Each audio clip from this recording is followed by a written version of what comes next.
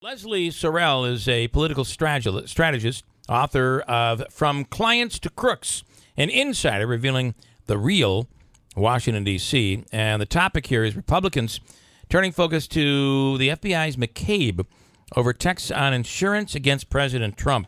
I don't know if you've read any of these emails that have come out inside the FBI, but that's what this is about. And they were certainly not pleased or hopeful that that Trump would not become president. And Leslie, good morning. Thanks for coming on. Good morning. Thanks for having me back on. So tell me what, first of all, can, in your opinion, the FBI continue this investigation and do it in a way that is fair and should be fair to the president? Do you believe so?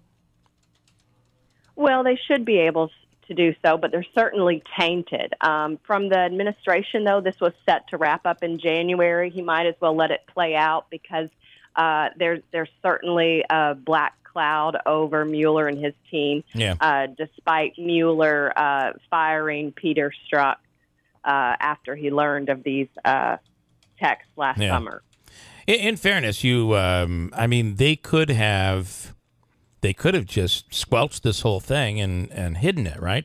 Instead, did somebody discover it? I think they released this to the public, right? They did. This happened last summer, and when Mueller learned about it, he did take action and fired Peter Strzok. Mueller does have a reputation of integrity, so he did do the right thing. But again, he's tainted in the fact that he had pledged from day one that this team was not politically motivated, that even though we all knew that there were definitely more Democrats than Republicans, we all thought they could do their job. And from Mueller's point, he was supposed to want the truth to come out, whatever that is, as opposed to saying, here's the end game I want to get to.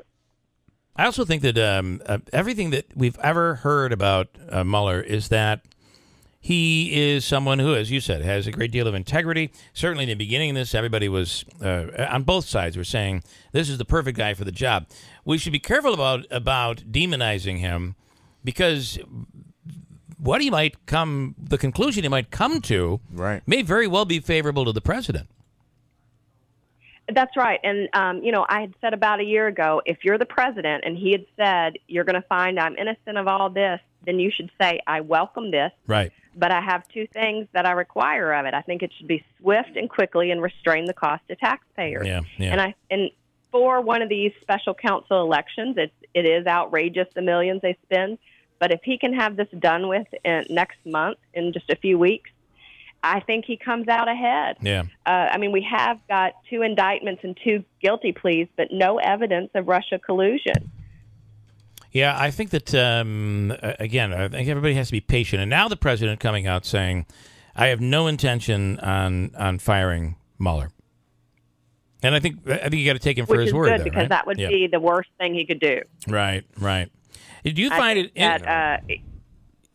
Do you find it interesting, though? I have to tell you, I tweeted out, and it was this, it might have been this tweet. I forgot what it was that I tweeted out over the weekend, but it was about the Russian investigation, and it was nothing negative about the president. I think it might have been that the president is not going to fire Mueller.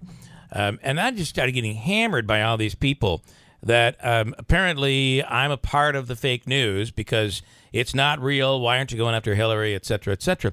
But we are so divided here that you can't say anything, and you end up getting attacked by both sides. It's pretty crazy. It's a crazy world out there right now. Well, it is. It's the tone in Washington. I've talked about that's the problem, is we're all looking for gotcha moments. Yeah. Social media helped propel this. You don't hear many people say, I want the truth, I want what's best. Everyone wants that gotcha win moment, win at all costs. And they're self-serving, self-promoting, and the whole point of public service is it's not supposed to be easy. It's supposed to be a sacrifice, and it's supposed to be for short term. And I talk about that in the book. And the book is Clients to Crooks. Explain that. An insider revealing Washington. Talk about the book. I had a political consulting firm. I had an amazing ride where I got to have people who were business people, very successful. It was a sacrifice to go serve. They went to Washington with the best intentions, but I watched them one by one fall victim to the system that incentivizes corruption.